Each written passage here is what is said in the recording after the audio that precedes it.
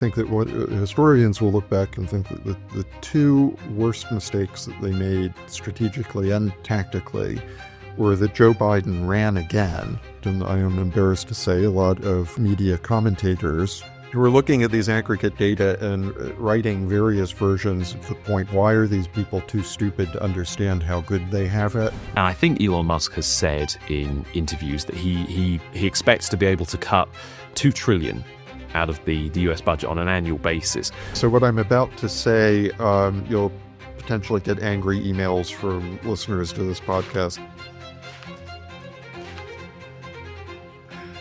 Hello and welcome to the Institute of Economic Affairs podcast. I'm Tom Clougherty, Executive Director here at the IEA, and I'm joined this week by one of my colleagues, our new Director of Communications, Callum, making his podcast debut. Also with us this week, a special guest from the Wall Street Journal. Joseph Sternberg is their political economy columnist and a member of the editorial board. As always, our goal is to bring you a current affairs podcast with a difference. We want to go beyond the headlines and the shallow political commentary you may hear elsewhere, not in the Wall Street Journal, of course, and instead focus on the big ideas and foundational principles that matter to classical liberals. This week, we're going to talk about Kemi Badenoch's election as Conservative Party leader, her shadow cabinet, and what, if anything, it means for the future of free markets in Britain. But first, we're going to do a deep dive into the economic and public policy implications of Donald Trump's election as US president. Joe, let's come to you with this first. Donald Trump won a much more resounding and decisive victory in the US presidential election this week than I think most people were expecting. Why do you think that happened? Well, so I think that the key thing to understand about this election is that it's a lot less surprising than we think it is. American elections are often decided on the basis of the economy. I mean, the classic question in American politics is, are you better off than you were 4 years ago? And so I think that if we separate out the Trump factor for a minute, yes, it is possible to separate out the Trump factor and kind of think about the fundamentals of this election. We were coming into this election year in a situation where we've had the worst inflation in 40 years.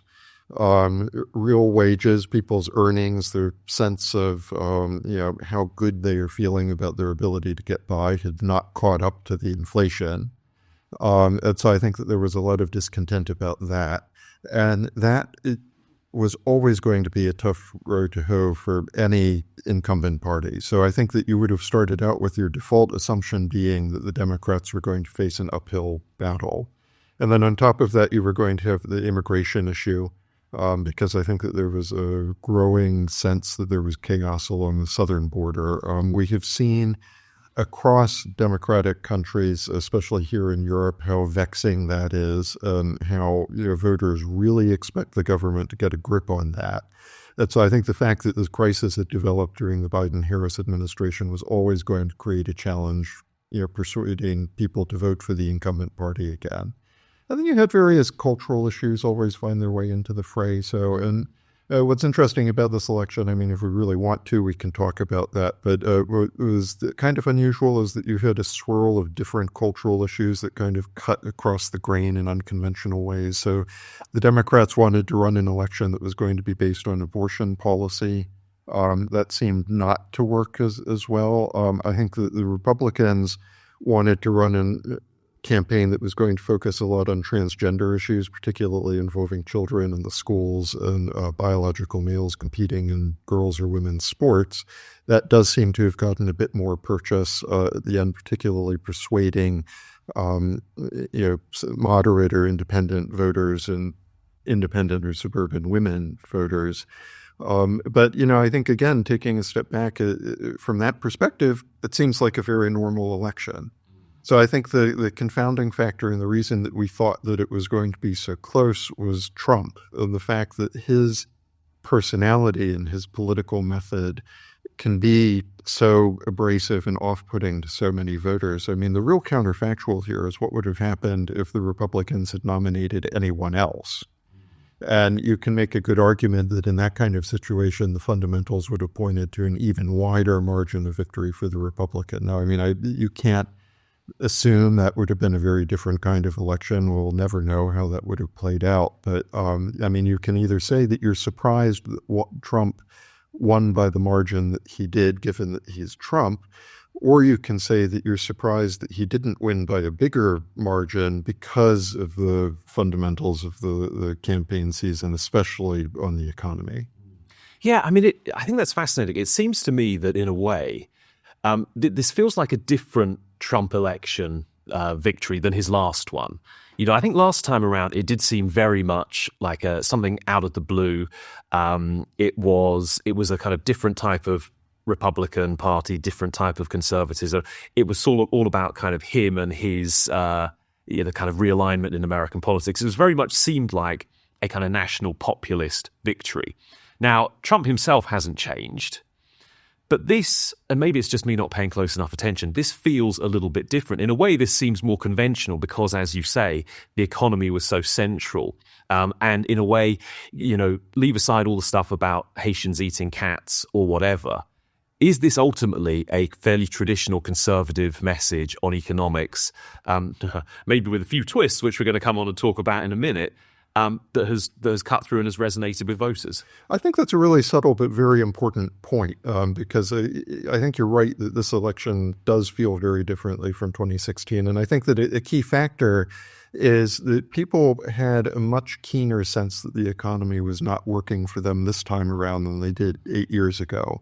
So I think in 2016, it did end up being much more of a culture election. And, not in the sense that we ordinarily think of hot-button issues like abortion or transgender issues this time around, but it was much more about the deeper political culture in America and whether you had a governing class that really had respect for the electorate, and particularly for blue-collar workers who felt like they had been left behind in the preceding couple decades. And interestingly, that might explain why that election was so close. I think that America is such a complicated society with so many of these different cross-cutting divisions and cleavages, but then also a lot of ways in which Americans manage to get along with each other across those divides. That I think that it many times it has been very difficult to run that kind of a culture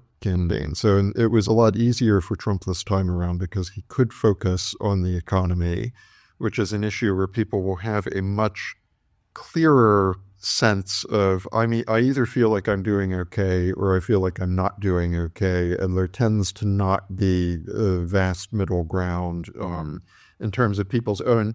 You won't get a lot of voters who will go into the voting booth saying, I think I'm kind of okay and kind of not okay, and I'm right. Like, people will put themselves in one camp or the other, and that will influence their voting behavior, and that's what seems to have happened this time around. I guess it's also an interesting point that when people aren't feeling as okay, that perpetuates things that will also probably point them in the direction of the right-wing party. So on immigration, people often feel that much more acutely. In a negative sense, if they're not feeling that the economy is going for them, but things are going in their direction. And then the same is true of crime, I would say, as well, that if they're generally feeling like they're not doing that well and they're feeling that other people are by illicit means, then those things will push them. Maybe it's in the direction of the right-wing party. Maybe it's just, as we saw in Britain this year, the direction of the non-incumbent party. I think there's a lot to that. And I think that part of it probably has to do more with non-incumbency than it does with right versus left, because if you feel like whatever is happening right now isn't working for you, you just want to vote the bums out. And so I think that worked against the Democrats this time around because they were the incumbent party, and it particularly hurt them, or rather they hurt themselves, because they missed the one big opportunity that they would have had to try to neutralize that incumbency. I think that historians will look back and think that the two worst mistakes that they made strategically and tactically were that Joe Biden ran again, instead of saying, I did what I was elected to do by defeating Trump in 2020. I'm old. It's, my work here is done. It's time for the next generation.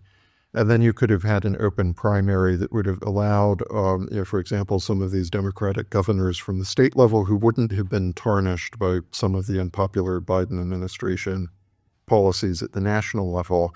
And then they compounded that error when he did run again, only to drop out essentially at the last minute. And then they replaced him with the one Democrat who would have exactly zero chance of running away from that incumbency. And am I right in saying she didn't particularly try very hard to? She had maybe the opportunity to say, actually, I did disagree with X, Y, Z policy, but then didn't take those opportunities and just punished for it. One of the weird things about this election season is that there were a bunch of really, really big freight trains that were barreling down the tracks at the Democrats that they could see and hear for miles and miles away. And yet when the locomotive came round the bend, they just lay down on the tracks. And so I think that some of these freight trains are this incumbency issue. Biden's age and mental acuity was something that, it was obviously going to become a problem at some point, and yet they seemed so startled when it did suddenly burst into the general consciousness. If they were going to nominate Kamala Harris, the obvious question that she was going to have to face, given the economy, was exactly what you raised. What are you going to do differently? And she seemed surprised when it popped up. And then weirdly, it happened the first time, and then she kept getting versions of that question and never managed to develop an answer to it. Yeah. I want to get on to some policy specifics, to the extent that we have policy specifics about the incoming Trump administration. But maybe one more general question before we go to that. And, I'm kind of struck by this talk about American voters feeling kind of down about the state of the US economy and voting accordingly, because we talk so much in this country about why aren't we doing as well as America? Like, look at their growth rates, look at all the innovation, look at their massive world-beating companies. And now, yes, I spend time in America and I lived in America for a while. It's very obvious when you go to the US and go to a grocery store, things are just so much more expensive than they used to be. And it really is quite striking in a way that, now I don't know whether it's just because I've been living in the UK and so the inflation has crept up on me here, kind of boiling a frog slowly, it doesn't have that same kind of sticker shock. In America, it really does. But I also wonder if maybe the inflation just showed up much more acutely in things that people buy as staples in America. And maybe has that made the difference somehow?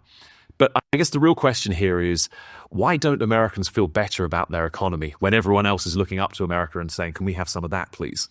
Well, again, this is a crucial political economy point. And anyone who is within range of my voice on this podcast, hear me when I say, if you're a politician, you have got to understand that the economic data lie to you. And the data that we tend to talk a lot about in the media or in the political realm are not the economic factors that matter to voters. So, we're talking about GDP growth, which is an aggregate number that captures what's happening across the economy. But think about what that doesn't tell you. It doesn't tell you, is the growth happening in the private sector? So people who work private sector companies, are they feeling more secure? Are they benefiting from this economic growth, or is the GDP growth concentrated in this expansion of government? Did you own your home and already have a mortgage, which in America the interest rate is fixed for the full 30-year term? Or were you trying to get onto the property ladder and you were hit by this double whammy of property prices that have not deflated at all, but also now higher mortgage rates? Or do you have money in a retirement account or invested in stocks, which have performed quite well? Or are you largely dependent on wage income from labor, which has not caught up with the price level after the inflation? And so I think that what was becoming really puzzling and did actually become a political culture issue in this election is this phenomenon where you had a lot of economists on the left and a lot of politicians on the left, and I am embarrassed to say a lot of media commentators, although on the left, and unlike myself, who were looking at these aggregate data and writing various versions of the point, why are these people too stupid to understand how good they have it? When actually you need to work around from the other way. If the signal that you're getting from the opinion polls and voter behavior is that people are unhappy with the state of the economy, you need to dig much deeper into whatever data you have in order to understand why. And you'll generally discover that there is a reason. So I think anyone who's claiming that they're surprised by this result because the GDP growth was so good, I mean, the opinion polls were telling us it was going to be close. And if the economy were really as good in people's perception as the data claimed that it was, that wouldn't have been the case. I guess they fell into the old Harold Macmillan, the people have never had it so good trap. If people don't feel that way, you might end up being punished for it. So ironically, let's move on to talk about some Trump policies. We've talked about inflation. We've talked about the cost of living. The one thing we really know about Donald Trump is that he likes tariffs. He's proposed a kind of 10% tariff on all imports and a 60% plus tariff on any Chinese imports. This, I think I've read, is equivalent to like a $50 billion, $80 billion tax increase on American consumers. So what's going on there? So you run into this problem that Peter Thiel encapsulated years ago when he said that the issue is, do you take Trump literally or seriously? So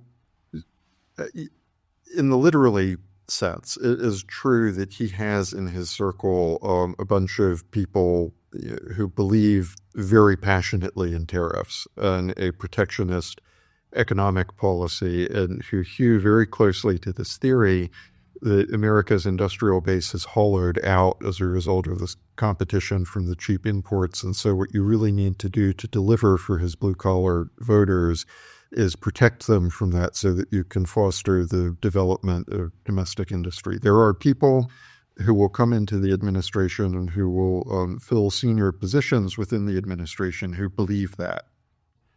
Now, the great unknown is whether Trump actually believes that. And no one can tell. I mean, the optimistic argument, if you really want to be hopeful about the tariff issue, is to think back to a previous Trump campaign promise from 2016, which was building the wall. Right.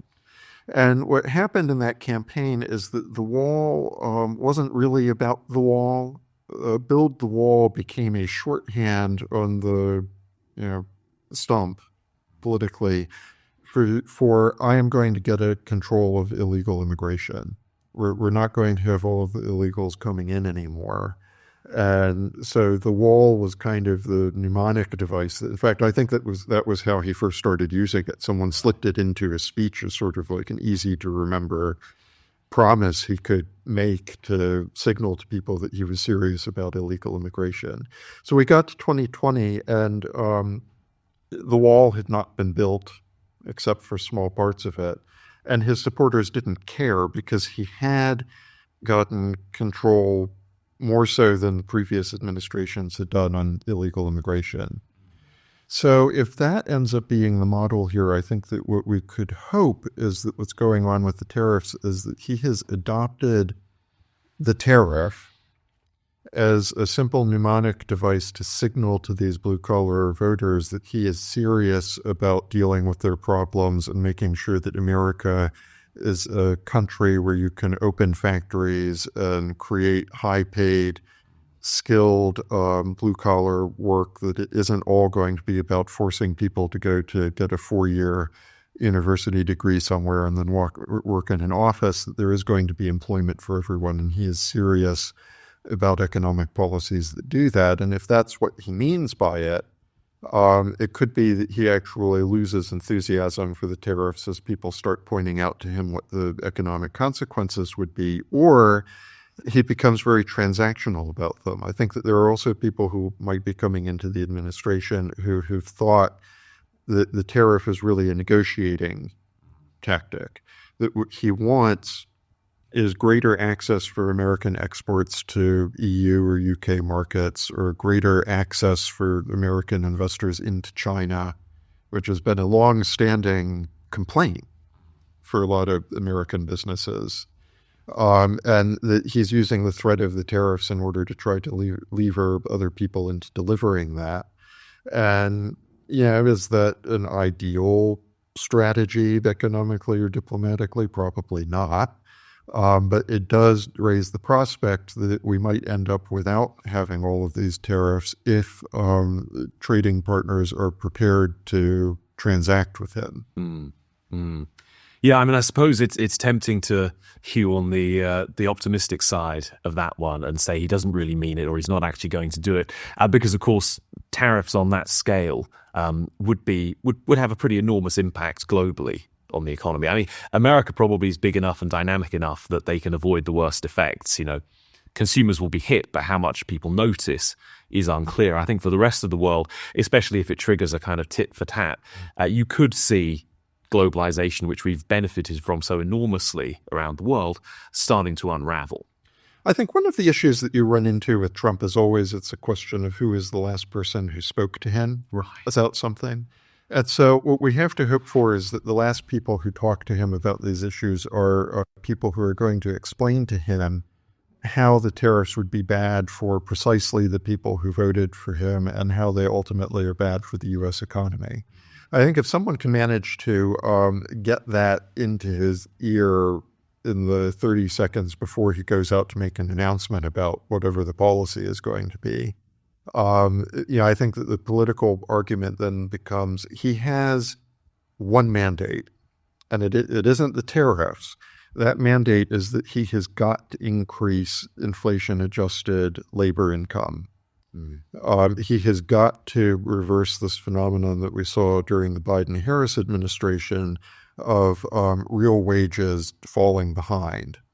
And we've got to reverse the situation where anyone's sense of well-being, to the extent that people in the economy had it, is based on asset ownership.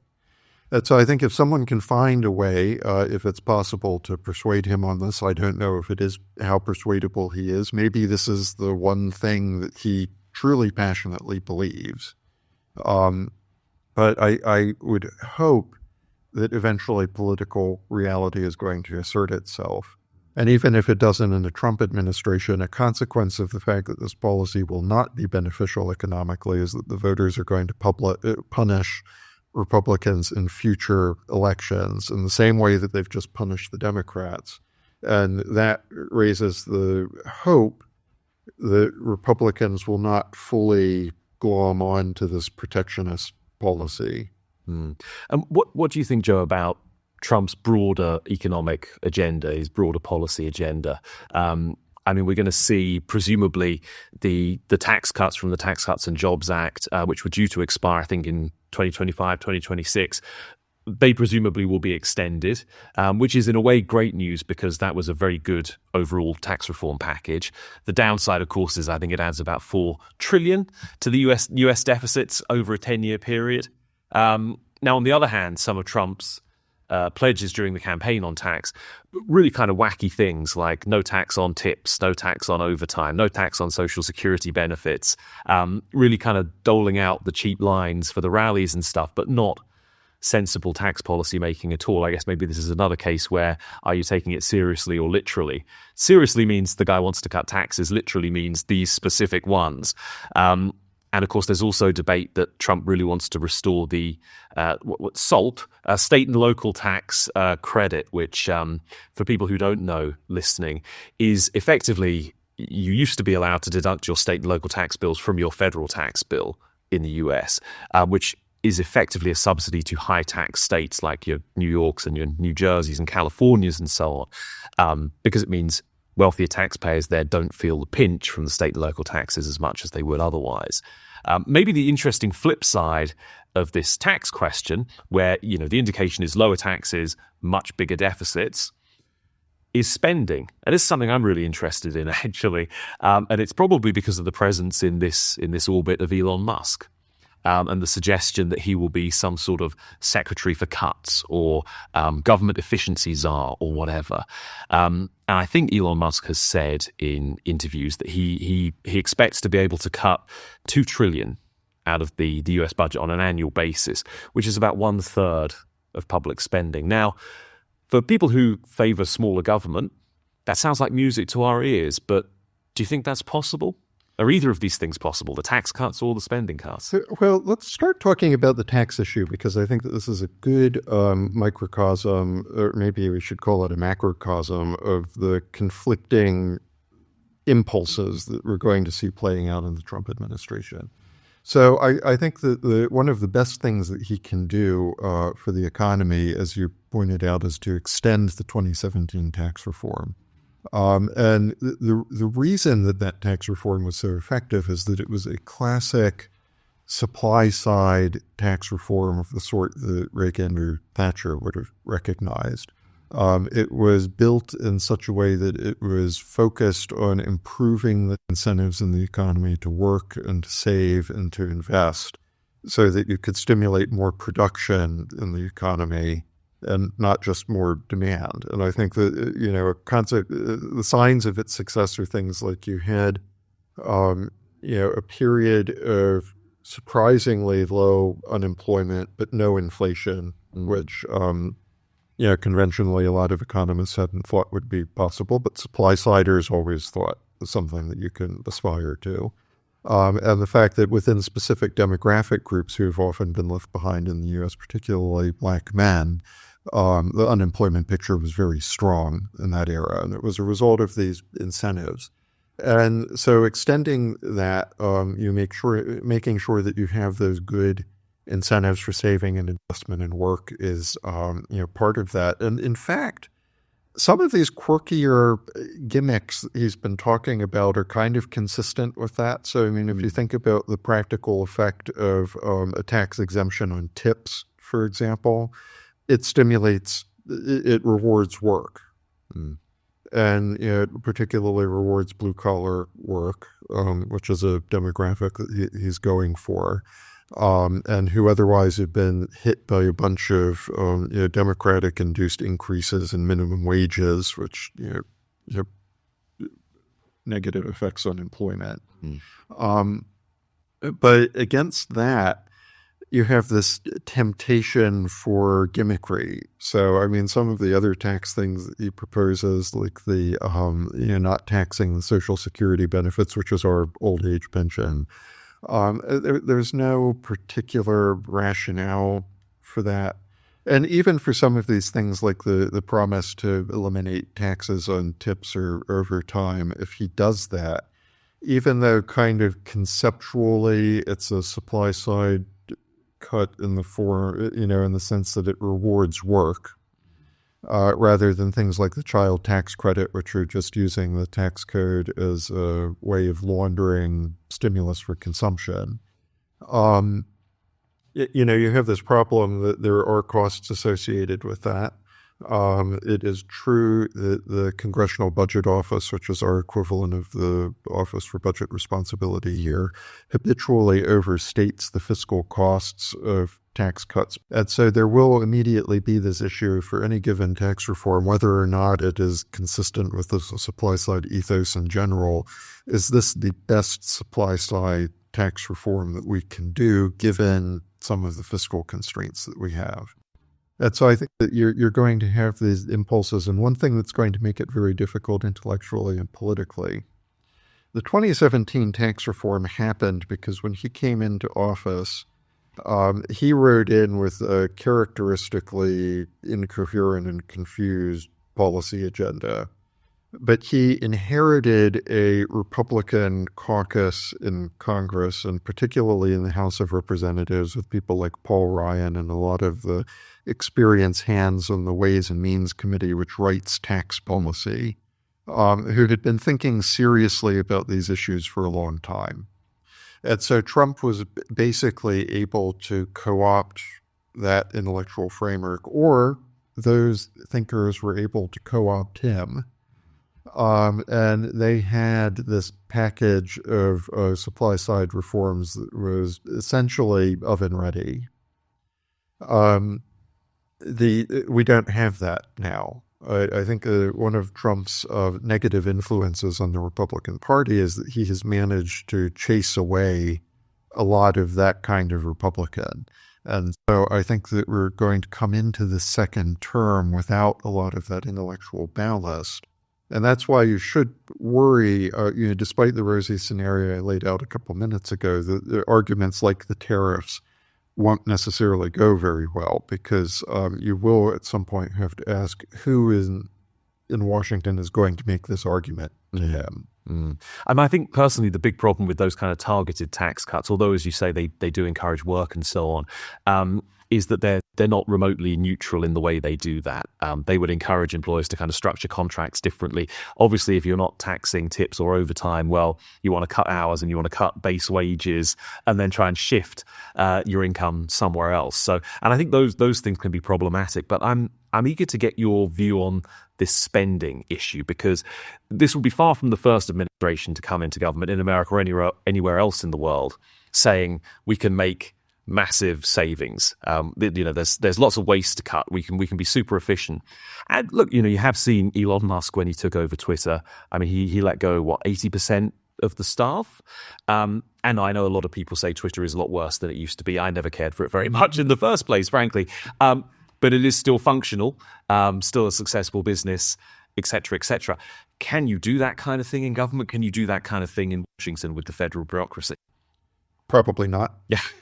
On the spending, this is going to be a big problem. And it's going to be a problem in a couple of dimensions. First off, because I think you can make a good argument that one of the root causes of the inflation and one of the reasons that the inflation has continued to be persistently above the 2% target that the Federal Reserve is aiming for is all of the spending that happened under the Biden administration. And it's important to understand that has not actually stopped. I mean, the way that these bills, whether it was the $1 trillion plus COVID stimulus or the $1 trillion plus other stimulus or the $1 trillion plus infrastructure bill or the CHIPS Act or any of the rest of it, what happens is there's a debate in Washington about this bill, and the media pays an awful lot of attention to it, and then it either passes or it doesn't pass, and it gets signed by the president or it doesn't get signed, and then everyone totally loses interest in it, except that those bills are actually organized as multi-year spending programs. So by design, the spending trickles out over the course of, in the U.S., it's generally a 10-year budget window.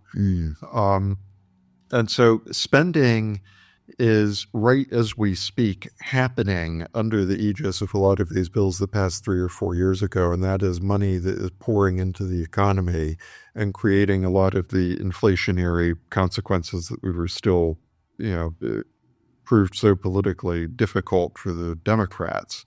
And so I think that one easy thing for the incoming Trump administration to do, especially since so many of those bills were so unpopular politically anyway, is to say, we're going to stop. We're just not going to spend whatever remains in the budget envelopes from those bills. And particularly something like the magnificently misnamed Inflation Reduction Act, which is probably one of the most inflationary pieces of fiscal legislation that America has ever seen, because it is so politically toxic and because voters do seem to understand that it caused inflation. You can make a good argument that we just are not going to do this anymore. Enough is enough. And it will help that, with the exception of Elon Musk and his, green businesses, most of the beneficiaries of this largesse have been, green industries who were not friends of the Republicans anyway. Yeah.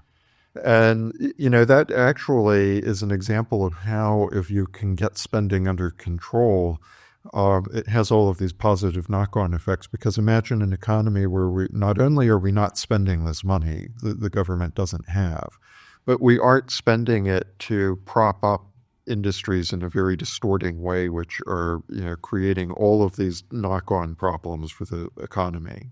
Imagine what happens if we're no longer subsidizing electric vehicles that people don't want to drive anyway. And, we're no longer subsidizing the installation of windmills and solar energy that are capable of powering an advanced industrial economy. And instead, then the thing that you have to do is more shale gas fracking, and all of a sudden you have a cheap energy supply that might, in some ways be better for the economy, because we're also not then dependent on dirty mines in China for all of the rare earths. Yeah. I think the interesting thing with government efficiency and spending cuts from a political perspective is that government efficiency is always the first place that sort of election manifestos go to find savings for their spending pledges or their tax cuts. And it's often, in the UK at least, we'll do an efficiency review, we'll trim the fat of the civil service, we'll put a cap on civil service hiring, etc., etc. But the real question is, as you've alluded to, is actually what you really need to find. The savings come from stopping doing things, not just doing everything you were doing, but somehow more efficiently. But actually, what are these things that you can literally stop spending money on, and that will appeal to the electorate? Oh, and again, talking about spending, we also have to understand that Trump has promised to do exactly zero about one of the biggest drivers of America's fiscal problems, which is entitlements. The quirk of America is that Medicaid spending is split between the federal government and the states. So at least in the many states that have Republican governors or legislatures, you will find a certain amount of political sympathy for the idea of scaling back on the eligibility. Now, that leaves the old age benefits, which are the real problem. And I think that it's very difficult to see how America gets a grip once and for all on our fiscal deficit, let alone the debt, if we can't put Social Security and Medicare on a more sustainable footing. And, there's this interesting question of how you do that, because there was a window 20 years ago when you could have switched to a system that was built around private retirement accounts. I haven't looked at this in detail. My sense is that becomes more difficult now that we have waited until the moment when a lot of the baby boomers are starting to retire. Because I think that just as a matter of political reality and also, to a certain extent, justice, you can't pull the rug out from people after they have retired. So I think that one of the fiscal problems that America is going to have is that we missed the opportunity to reform these programs before the baby boom generation was in them. And now that that has happened, you're going to have to accommodate for the fact that you have a large segment of the public who built their retirement planning around the idea that these benefits would be there. Yeah, I mean, isn't it? I'm talking about an election hinges on inflation and immigration, and talking about, real wages not keeping up with prices, talking as you just have. There are a lot of parallels. You're talking about like the tidal wave of old age spending that's coming our way, and that politicians, policymakers have no idea how to grapple with. These are very common challenges between the UK and the US, aren't they? And America maybe seems to be in a better state because they have that economic growth, because they have such a successful corporate sector. But there's that commonality there. Maybe it's a good moment to sort of segue and talk about the UK as well. And I think there's so much more we could say about Donald Trump. Obviously, a lot of it is speculation at the moment. We're going to have 4 years to say it, whether we want it or not. I take that as you volunteering to come back and talk to us again about what's going on in America. And one thing we haven't touched on actually is the kind of regulatory implications of Donald Trump. We've talked a lot about the fiscal side of things. It's often the way in these discussions, but I think increasingly regulatory policy plays a huge role in these questions of growth and economic dynamism. And there does seem to be a distinct agenda with Trump there. The question is, of course, how much that gets translated into actual action. I mean, I think the success on the regulatory front, such as it was under the first Trump administration, was largely because he couldn't appoint anybody to any of the regulatory agencies because the Senate wouldn't confirm his appointments. So kind of regulating ground to a halt a little bit. It didn't go into reverse, but it just stalled. Well, the short answer to that is that we don't know. Deregulation has always been very difficult because you really have to be able to wrest control of these vast, vast bureaucracies unwillingly away from a civil service that is antagonistic to your goal, if only because they got into that line of work because they wanted to engage in regulation, and now their new boss, who they don't like and didn't vote for, is going to tell them not to do it. So I think that, in an interesting way, we did already touch on the deregulation in our conversation without realizing that we were doing it, because it is going to end up being inextricably linked with things like the Elon Musk efficiency drive and whether that has implications for the government headcount. I think that the conservatives have tried time and time again, and man, have they tried to deal with deregulation by telling these bureaucrats to sit on their hands and not do things. And I mean, it sounds counterintuitive to say it, but these bureaucrats apparently don't enjoy being idle because they will not follow that instruction. Right. So now if this is a big if it turns out that we're going to follow a business model where we are just going to have fewer bureaucrats because we're slimlining the government, then you're going to deregulate because you will have fewer people available to write the regulations. And so you deregulate by limiting the total number of man hours each year that the government is able to devote to that. Yeah. All right. Well, as promised, let's turn to the UK briefly, and then maybe we can bring these two themes, US, UK, back together and think a little bit about what does this mean for right-of-centre politics. But Callum, probably start with a slight declaration of interest for you when I pose you this question. You're at the IEA now, you're our Director of Communications, you're strictly non-partisan. You do have a history, though. You worked for the Conservatives in government. You're in the Ministry of Justice as a special advisor in the Home Office. Having said that, give us your take. Kemi Badenoch, elected leader of the Conservative Party, appointed a shadow cabinet.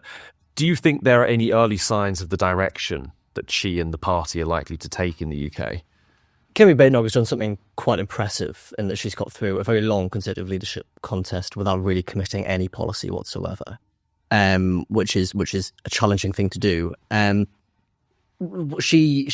whole sort of basis was that she was going to sort of take a principles-first approach. And those principles are sort of largely conservative with a small and big C, I would say.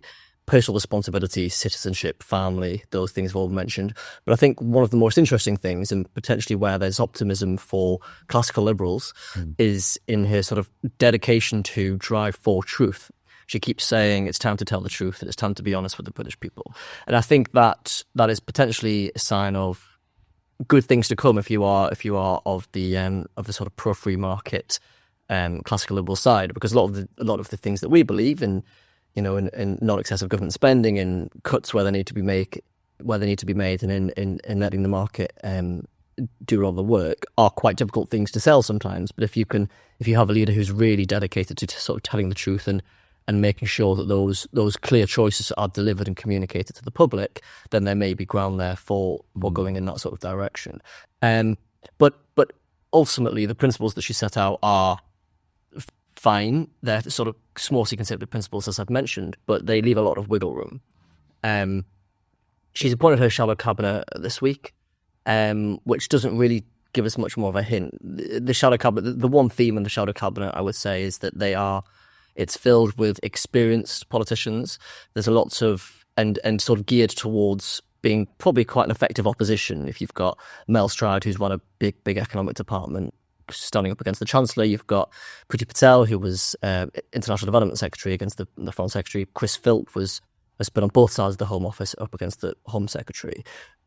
So sort of hard work and experience is at the core of it, and an element of sort of party unity, if you like, as well. There are people who supported Kemi who didn't, people who are maybe from the One Nation side of the party, or maybe the more right wing of the party. So it doesn't really, the appointment of the cabinet the shadow cabinet doesn't really give us a great sense of direction. But what it does suggest, I think, is that she's putting this renewal message. She's taking this renewal thing very seriously. It's not like she suddenly won the election and now she's just going to do what she wants. She's trying to take as many people with her, and that will be the defining feature of whether she is successful in her wanting to be fairly radical and to rewire the state she talks about. Can she do that? Can she bring the party with her? Because the other forces that she's up against is the Conservative Party's penchant for winning elections. And 5 years isn't very long. Before the next general election, that'll be the maximum. The first election hits in May 23 when there's local elections, and she will start to be judged quite quickly on how she does in those sorts of things. And will she be buffeted by taking maybe the easy route that the latter years of Conservative government did, I think. So the more just do what's popular and not try and take on the hard choices, or will she really stick to this renewal message in a potentially sort of Thatcherite driven way, the ladies not for turning, etc.? Will she stick to that and let sort of political ease be sort of fall to the wayside? Yeah, I think that's a really interesting point, actually, because I think she said, the first thing I need to do, or we need to do, as the shadow cabinet, is oppose the government. Mm-hmm. And the second thing is to make sure that the Conservative Party is ready for government in 5 years' time or whatever. And I think implicit in that is that probably since about 2016, when David Cameron went after that Brexit referendum, you've had a succession of Conservative prime ministers, none of whom, frankly, were ready to govern. And there was a constant attempt to sort of reinvent oneself in office and come up with a new agenda. And I think, frankly, with the best will in the world, you can't really say that any of it actually worked, whether it was May, whether it was Johnson, whether it was Truss, or whether it was Sunak. Because they were just sort of coming in the middle of things, there was no real ability to kind of get a grip of the state and the agenda and actually kind of drive something forward rather than just react constantly. Now, of course, to say that they're going to do some deep thinking and they're going to come up with some ideas and they're going to have a plan for government, that doesn't necessarily presuppose that I will like any of the things that they come up with. Hopefully I will, but you never can tell with politicians. Joe, what do you think? Well, I think that, if you kind of take a step back and we think about what's going on in a global context here, because I think that actually, we were talking about similarities between the U.S. and the U.K. in terms of inflation or the immigration or any of the rest of it, but this is actually happening across democracies. This is exactly the same kind of conversation that we could be having in French if we were sitting in Paris, or German if we were sitting in Berlin. And I think that what's really interesting for our side on the free market side of these debates is that this political environment is creating some risks for our side, but also some enormous opportunities. And I think that the opportunity is that voters seem to be much more free agents than they have been in the past few decades.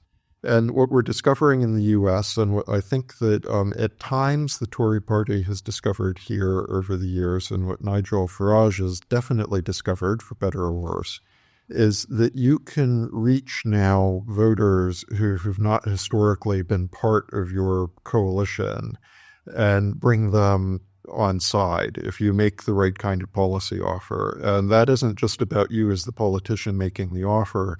It's about the fact that voters have become very frustrated with the status quo, and that is causing them to be much more mercenary than they used to be, with a form of cultural policy that understands that people want their country to mean something. They want it to mean something, that there are borders around the country. And they want to feel like the government is capable of delivering law and order and just basically enforcing the law in terms of who comes into the country and who doesn't. And that conversation will be more comfortable for some people on the free market right than it will be for others. And there's going to be some push and pull here, because I think that if you believe in a relatively liberal legal immigration regime, you are going to have to work to explain how that is compatible with a government, with a country that means something, but also with the economic growth that people are demanding. Mm. I think that's a really interesting, and maybe this will be our kind of closing discussion point. There's a really interesting division, two different views, I think, of the future of the right, one of which you've just expressed very nicely, which is that you achieve some kind of new fusionism. And it's a fusion between, as you say, free market economics and a sort of civic nationalism. And that doesn't really look all that different from the old conservative fusionism of the Cold War era, right? There are changes in emphasis, there's maybe changes in communication, and some of the policies will be different because the times have changed. But fundamentally, that's something that we're familiar with and probably comfortable with in many cases as free marketeers. Now, there's an alternative view of the future of the right. And oddly enough, I think you can use Kemi Badenoch becoming Conservative Party leader here. You can use Donald Trump being elected again as US president. You could use those to argue either one of these points of view, because a lot of people will say, looking at Donald Trump winning, well, this is another victory for the kind of national populist culture war view. What our colleague Steve Davies has talked about a lot over the last few years, this coming realignment in Western politics, where traditionally the main polarizing issue has been economics. And of course, there've been a whole range of different views on the two different sides of politics. But whether you're on the right or the left was largely about how you viewed markets and how you viewed the role of the state. Now, his thesis, which does seem to keep being borne out by events around the world, is that it's changing. And the polarizing issue is basically culture and identity and kind of the nation. And I think his rather pessimistic view is that once the right and the left polarize around those issues, and kind of, I guess, national sovereignty versus cosmopolitanism on the other hand, that free marketeers, classical liberals, just get squeezed out. Because what becomes dominant in economic thinking on the right, once you have that as your dominant issue, is probably more protectionism, more interventionism. I don't know what the best way to call it is. Maybe it's a kind of Peronism or something as your economic policy. And I think people can look at Trump certainly and say that's the direction of travel. People can say with Kemi something very different, I think, which is that she's a culture warrior first and foremost, and that economics are further back in her thinking. I don't know whether that's fair. I think time will tell. But we've in the point of this conversation, I think, has been that when you look at Trump and you look at America, and you look at what might happen rather than the presentation, it seems like this was an economics election, and that this could be, for the most part, a relatively conventional conservative government in America on economics. Yes. So the thing about the social issues, I completely get why that has become the big framing for a lot of these electoral issues and a lot of the electoral upsets that we've had, even going back to 2016 and the Brexit referendum in this country, or Trump's first election in America, I think there's a tendency to view a lot of these electoral upsets in Europe through a culture lens. And there's a lot of validity to it. The thing that I think about, that feels like a trap for conservatives, because the thing about social issues is that they are much more ephemeral, right? So, in fact, funnily enough, the Democrats in America discovered that in that cycle. So their big social issue was going to be abortion, following the Supreme Court ruling a couple of years ago, which kicked it back into the Democratic sphere. And they're discovering that that issue already has a very short half-life. It was very motivating for voters in the first year or two after the Dobbs ruling from the Supreme Court made it a Democratic issue for the first time in a couple generations. But the nature of these things is that you settle it. So as we've had a bunch of state constitutional amendments that have passed or not passed in referenda, and as you've had a couple of election cycles for state legislature and governor where this has been an issue, and then the legislature does or does not settle something, and then all of a sudden you've parked that issue because you've ended up through the democratic process with an outcome that is moderately acceptable to most voters, and all of a sudden there's no profit in it, which is why there is no real abortion politics anywhere in Europe, because the issue has been settled democratically all along here. So there is no longer profit for anyone in poking that bear. And the same thing is going to happen to Republicans who feel like they have just won this election on the cultural issue of transgender rights or healthcare. That issue will eventually get resolved in some way, and then it's parked and it's no longer available to you to campaign on. So there might be some of these deeper issues that take a while to work out, the sort of national sentiment versus cosmopolitanism that you were talking about, or some of the rest of it. And some of these will always be cleavages that will be within a society. But the nature of the democratic process is that you will eventually deal with whatever that issue is, and then you have to move on to whatever the next thing is going to be in the cleavages, and that will not necessarily align neatly. What endures is the economy. So I think that Republicans who get distracted chasing the shiny object of some of these culture issues, which will turn out to be relatively short-term, will be making a terrible mistake if they lose their bearings on the economy, because that's something that a government has to do continuously. And it's something where history has shown that if voters vote on nothing else, it is that basic question of whether you feel better off than you did in the last election. Yeah.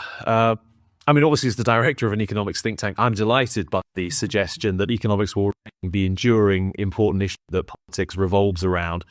And hopefully, those of us who believe in free markets can win. I said that would be our last one. I want to ask you one more question, actually, because you brought up the democratic process and the importance of settling things democratically. And we probably ought to touch on this point, because as much as we believe in free markets, free people, I think we also believe in liberal democracy. And the one kind of unforgivable thing that I think Trump has done, now you can say what you want about the personality and the presentation and some of the stuff in his private life and everything. And then you can debate the policy issues one way or another. And we've done that. I think the election denial last time around seemed to me was just an unforgivable error for anyone trying to be a significant figure in democratic politics. And I know a lot of friends in America really do worry that Trump is a threat to liberal democracy. What's your view on that? Do you think there's stuff to be worried about, or is this overblown? So the election denial in 2020 was corrosive to American politics and society. And what happened on January 6th of 2021 was disgraceful. And I think that on balance, it probably should be disqualifying. That's why I was not at all enthusiastic about the idea that Trump was running again. But then you have to ask yourself, why have a majority of voters decided to endorse a candidate who last time tried to gaslight the majority of voters, many of them potentially the same people, into thinking that somehow the result had been other than it was? And I think that, unfortunately for American political culture, you have to look at this in the broader context. And I think that the reason that a lot of conservative voters who care passionately about American institutions and democracy would nonetheless vote for Trump after all of that is because they perceived that there were also a lot of threats to American institutions and democracy coming from the other side. And so what I'm about to say, you'll potentially get angry emails from listeners to this podcast saying, oh, Joe is just doing all of this whataboutism. But remember, another word for whataboutism is hypocrisy. And the hypocrisy that Republicans picked up on is Trump's election denialism in 2020 came after Democrats had been peddling these false Russian collusion theories to try to discredit Trump's victory in 2016. And they came after the Democrats had made a hero of a gubernatorial candidate in Georgia, Stacey Abrams, who I think still has not conceded that she lost an election that happened, must be nearly a decade ago now. And she, was appearing on liberal, meaning left-wing TV all the time as kind of a hero of the cause. And, Trump's election has come after, the Biden administration broke the longstanding norm of not prosecuting a former political opponent.